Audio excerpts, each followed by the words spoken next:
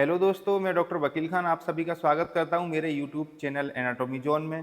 तो दोस्तों, आज की इस वीडियो में मैं आपको बताने जा रहा हूं कमर दर्द और गर्दन के दर्द के बारे में। जैसे कि आपने सुना होगा कि भाई गर्दन के अंदर की नस दब गई है, जैसे C5, C6, C6, C7 दब गई है ना, जिसको स्लिप डिस्क या डिस्क बल्ज बोल सकते हैं। ऐसे ही कमर में L4, L5, L5S1 नस दब जाती है, इसको स्लिप डिस्क साइटिका बोलते हैं। तो ये पूरा मैं आपको इसमें समझाने वाला हूँ कि ये नस कैसे दबती है, क्यों दबती है, और इसके बाद में इलाज के बारे में बताऊंगा कि भाई इसका इलाज क्या होता है, जो कि क्योंकि आजकल लोग बहुत परेशान है इस बीमारी से। तो पूरा एक्सप्लेन करूंगा मैं इस टॉर्सो के साथ में, यानी ये बॉडी रखी है, इसमें भी दिखाऊंगा आपको नसों के बारे में।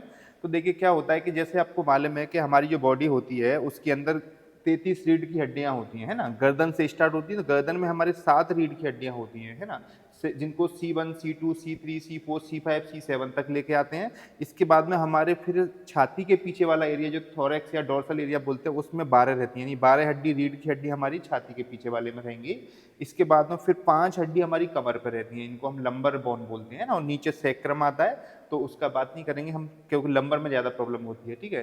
तो ऐसे करके अब इनमें 7 हड्डियों के बीच में होता क्या है कि जैसे ये हर 2 हड्डियों के बीच में से हमारी स्पाइनल नर्व्स निकलती हैं, यानी कि इनको हम स्पाइनल नर्व बोलती हैं। अब ये गर्दन की जो नस है ना, ये गर्दन से निकल के हाथों में जाती हैं, जैसे कि मान लो राइट साइड की राइट हाथ में जाएगी, लेफ्ट साइड की लेफ्ट हाथ में जाएगी, है ना। ऐसे ही फिर कमर की भी हर 2 हड्डियों के बीच में से स्पाइनल नर्व निकलेगी, जिसको हम साइटिक नर्व बोलते हैं, जो पैर में जाती है हिप एरिया से होते हुए। तो अब होता क्या है कि ये जो डिस्क होती है, यानी 2 रीढ़ की हड्डियां, उनके बीच में एक डिस्क होती है, जिसको हम जिसके अंदर एक जेल जैसा एक सब्सटेंस भरा रहता है, जिसको न्यूक्लियस पल्पोसस बोलते हैं। जैसे कि मैं आपको एक रीढ़ की हड्डी निकाल के आपको बाहर दिखा देता हूँ। जैसे ये आपको दिख रहा है ना, ये रीढ़ की हड्डी है। अब इसके ऊपर भी एक रीढ़ की हड्डी रखी थी, एक नीचे भी रखी थी। तो इसमें ये जो आपको ब्लू कलर का दिख रहा है, ये डिस्क है हमारी, इसी को डिस्क बोलते हैं। अब इस डिस्क के दोनों साइड में ये पीले कलर की आपको दिख रही है, ये नर्व होती है, नस होती है, जो दब जाती है। अब होता क्या है, जब इस पर वजन पड़ता है तो ये दब के जेल इसमें से निकल के इधर जा सकता है, या इधर जा सकता है, या बीच में जा सकता है, ठीक है। तो जिधर भी जाएगा, मान लो इस साइड में जेल चला गया तो इस साइड की नस दबा देगा, लेफ्ट साइड की, है ना। अगर इस साइड में जेल गया तो ये राइट साइड की नस को दबा देगा। तो इसको जेल को बाहर आने को बोलते हैं डिस्क बल्ज, और ये नर्व कंप्रेशन, मतलब ये नस दब गई तो इसको नर्व कंप्रेशन बोलते हैं। और बीच में ये आपको स्पाइनल कॉर्ड दिख रही है, इसी स्पाइनल कॉर्ड में से ये दोनों नस निकलती हैं, तो ये दब जाती है ना। तो अब देखो इसमें होता क्या है, जैसे इसके कारण क्या होते हैं पहले बात करते हैं। तो जैसे हम गर्दन पे गलत तरीके से हम मोबाइल, यानी जैसे गर्दन पे ज़्यादा लोड पड़ता है, हम मोबाइल चलाते हैं मोटा तकिया लगा के बहुत देर तक, है ना, उसमें ये दबाव पड़ के हो सकता है। या गर्दन पे कोई चोट लग गई, उसका ये कारण हो सकता है गर्दन की नस दबने में, ठीक है। या फिर आपने कोई एक्सीडेंट हो गया, कहीं चोट लगी, या वजन सिर पे उठा लिया, गलत पोस्चर में बैठ रहे हैं, कंप्यूटर पे बैठ के बहुत देर तक काम कर रहे हैं, तो इसकी वजह से गर्दन की नस दबती है। कमर की नस की बात करें तो ऐसी हमारी L3, L4, L5 यानी इनके बीच में भी नस दब सकती है, ठीक है। तो ये जो कमर की नस है, क्योंकि पैर में जाती तो पैर में और कूल्हे में दर्द आ जाता है, कमर दर्द, कूल्हे में दर्द, या फिर कूल्हा मतलब हिप एरिया जो बोलते हैं, पैर में भी आ सकता है। तो होता क्या है कि जैसे ये कमर में, जैसे मान लो L3, L4 के बीच में दबेगी, या L4, L5 के बीच में, या L5S1 के बीच में, तो ये जो नस होती है निकल के जो आगे जाती है, इसको हम साइटिक नर्व बोलते हैं। तो आपको देखो यहाँ दिखेगा, जैसे मान लो आपको ये दिख रहा है ना, ये जो नस है पीले कलर की निकल के कूल्हे से होती है, हिप एरिया से होती है, ये नीचे जा रही है नस, इसको बोलते हैं साइटिक नर्व। ये यहाँ से ही 3-4 जगह से मिलके बनी होती है साइटिक नर्व, इसलिए हम इस बीमारी को बोलते हैं साइटिका। तो अब मान सकते हैं इसके कारण क्या हो सकते हैं। जैसे मान लो हम कोई वजन उठा रहे हैं बहुत ज़्यादा हैवी, तब ये दब सकती है नस, यानी डिस्क में से जेल बाहर आके इस एरिया की नस दबा सकती है। या आप जैसे मान लो कोई आपका ऐसा जॉब है जिसमें आपको बहुत देर तक झुक के काम करना पड़ता है, या कहीं से कूद गए, गिर गए, वजन उठा दिया, है ना, तो इसके ये कारण होती हैं। तो अब होता क्या है कि ये जो डिस्क मैंने अभी आपको समझाया था ना, गर्दन में दबेगी तो हमारे हाथों में दर्द आ सकता है, गर्दन में दर्द हो सकता है, कंधे के पीछे वाले एरिया में, हाथ में झुनझुनी, जिसको नमनेस, टिंगलिंग, है ना, यानी कि जैसे सुई जैसा लगना है, या फिर जैसे बोल सकते हैं करंट जैसा लगना, और मतलब चींटी जैसा काटना, ये सारे लक्षण आ सकते हैं, दर्द वगैरह आना। अच्छा, कभी कभी क्या होता है कि सर्वाइकल प्रॉब्लम, यानी C5, C6, C7 नस दबने की वजह से सिर में भी दर्द आ जाता है किसी किसी को, किसी किसी को छाती के ऊपर भी आजकल देखने को मिलता है कि दर्द आ गया या सुनपन आ गया। तो ये तो हो गया सर्वाइकल के बारे में।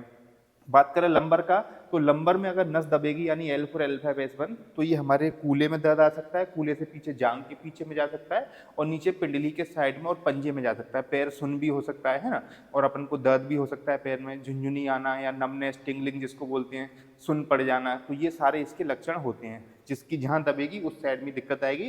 अगर आपकी लेफ्ट साइड की दबी तो लेफ्ट में, राइट साइड की दबी तो राइट में, ऐसी कमर में लेफ्ट की दबी तो लेफ्ट में, राइट की दबी तो राइट में, ठीक है। अब इसके बाद हम बात करें इलाज की, तो देखिए इसमें आप कहीं भी जाएं, आप इस बीमारी को लेके किसी भी डॉक्टर के पास जाते हैं तो आजकल मेरे को मरीज बताते हैं, क्योंकि मैं इसका इन्हीं बीमारियों का इलाज करता हूँ, कि डॉक्टर साहब, हम डॉक्टर साहब कहीं भी या अपने पास के डॉक्टर साहब के पास गए तो दवाइयाँ दे दी गई। दवाइयों में जैसे आपको मिल सकती है, एक तो मल्टीविटामिन की टैबलेट मिल सकती है, कैल्शियम की टैबलेट, प्रेगाबलिन करके टैबलेट आती है मिथाइल कोबालामिन के साथ में, या फिर बोल सकते हैं कि गाबापेंटिन टैबलेट दी जाती है ज़्यादातर, है ना, मिथाइल कोबालामिन के साथ में, या फिर आपको एसिक्लोनोफ्लेक या डाइक्लोफिनेक पेन किलर आती हैं, इटोरिकॉक्सिब वगैरह, और एंटासिड एक आध दे सकते हैं। तो ये सारी मेडिसिन इस बीमारी में दी जाती हैं। लेकिन काफ़ी लोग मेरे को पेशेंट बताते हैं कि डॉक्टर साहब जब तक ये दवाइयाँ खाते हैं तब तक तो आराम मिलता है, दवाई बंद करते हैं फिर वही कंडीशन आती है। अगर डॉक्टर साहब के पास, अपने डॉक्टर के पास दोबारा दिखाने जाएँ तो वो बोलते हैं 1 महीने की दवाई खा के देखो, अगर आराम मिल गया तो ठीक है, नहीं तो सर्जरी करना पड़ेगा, न्यूरोसर्जन के पास जाना पड़ेगा। पर देखो, सर्जरी इसमें होता तो है लेकिन थोड़ी रिस्की होती है। अगर गलती से नस वस कटी तो पैरालाइज का खतरा है ना। दूसरा फिर आप देखेंगे कि भाई काफ़ी लोग मेरे को बताते हैं कि डॉक्टर साहब मेरी तो सर्जरी भी होगी, उसके बाद भी ये दिक्कत आ गई मेरे को, तो बड़ी तकलीफ की बात होती है। तो अब पॉइंट आता है कि ये ठीक कैसे होगा, ठीक है। तो देखिए, मैंने क्या इसमें नेचुरल तरीके से ट्रीटमेंट निकाला है जिसको आप अपने घर पर रह के कर सकते हैं। इसका इलाज बहुत आसान होता है, जिसमें आपको जो है बोल सकते हैं कि एक तो गर्दन या कमर की सिकाई करनी पड़ेगी, ठीक है। यानी उसके लिए मैं आपको एक ऑयल बनाने का तरीका समझाऊंगा। उस ऑयल को घर में ही बना सकते हैं, 5-6 आइटम डाल के बनेगा। उसको गर्दन या कमर की दबी है, कमर या गर्दन की दबी, जहाँ की भी नस दबी है उस एरिया की सिकाई करनी पड़ेगी, ठीक है। उसके बाद में फिर एक सिकाई आपको हाथ की या पैर की करनी पड़ेगी। हाथ की नस दबी है तो हाथ की करनी पड़ेगी, पैर की दबी है तो पैर की करनी पड़ेगी। ये मैं आपको ऑन कॉल बताऊंगा, यानी पूरा समझाऊंगा। ये अलग तरीके से होती है, गर्दन की अलग, हाथ पैर की अलग, ठीक है, कमर की अलग होती है। तो ये सिकाई में आपको आपकी बीमारी देख के बताऊंगा कौन सी जगह की नस दबी है उसके हिसाब से। इसके बाद में फिर कुछ एक्सरसाइज करनी पड़ती हैं इसमें, ठीक है। तो एक्सरसाइज भी आपको बताऊंगा, वीडियो भी भेजूंगा उसका। साथ में आपको कुछ खाने पीने की चीज़ें भी बताऊंगा मैं आपको कि भाई क्या इस बीमारी में खाना चाहिए जिससे कि हमें आराम अच्छा मिले, क्या नहीं खाना चाहिए। जैसे हम बात कर सकते हैं कि जैसे मान लीजिए अपना हल्दी वाला दूध हो गया, है ना, मेथी दाना, सौंठ, शहद, अंजीर वगैरह जो इसमें फ़ायदा देती हैं। और क्या नहीं खाना चाहिए, जैसे खट्टे आइटम हो गए, ठंडे आइटम, क्योंकि आपने एक चीज़ और देखी होगी, जब जब ठंड बढ़ती है ना तकलीफ बढ़ जाती है ये वाली स्लिप डिस्क साइड का सर्वाइकल में। तो ठंडे नहीं खाने चाहिए, और क्या क्या हमें आइटम नहीं खाने चाहिए, तले भुजे मिर्च मसाले वाले। तो ये सारा मैं आपको एक एक करके समझाऊंगा। इसके बाद में फिर कुछ सावधानियां भी बताऊंगा मैं आपको कि भाई कैसे सोना चाहिए, कैसे बैठना चाहिए, वजन उठाने का सही तरीका क्या होता है, क्या काम करें, किस काम से बचें। क्योंकि ये छोटी छोटी बातें होती हैं, अगर आप गड़बड़ करेंगे तो ये बीमारी बढ़ भी सकती है। जैसे कि मान लो गलत तरीके से हम तकिया लगा के सो रहे हैं, या कोई गलत काम कर रहे हैं, या गलत तरीके से कोई हमने जो वजन उठा दिया, तो बीमारी बढ़ जाती है। तो हमें छोटी छोटी बातों को ध्यान देना चाहिए। तो ये भी मैं आपको एक एक करके समझाऊंगा।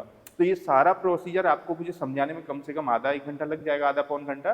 तो वो मैं आपको फ़ोन पे बात करके समझाऊंगा। अगर आपकी पहले प्रॉब्लम समझूंगा, अगर आपके पास रिपोर्ट है तो वो भी आप मुझे भेज सकते हैं।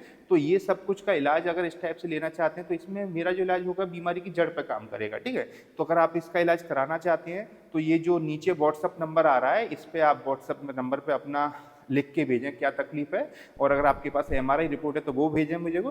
तो मैं आपका रिपोर्ट पढ़ के, या आपके नंबर पे जो है आपकी प्रॉब्लम अगर जो मैसेज करेंगे उसको पढ़ के आपसे बात करूंगा, ठीक है। बस एक ही रिक्वेस्ट है कि ये व्हाट्सअप नंबर पे कॉल ना करें, क्योंकि कॉल बहुत ज़्यादा आती हैं तो मुझे मालूम नहीं चलता है कब किसका कॉल आया। तो इसलिए मैं चाहता हूँ आप व्हाट्सअप मैसेज करें ओनली, कॉल नहीं करें। कॉल करेंगे तो उठा नहीं पाएंगे, सॉरी।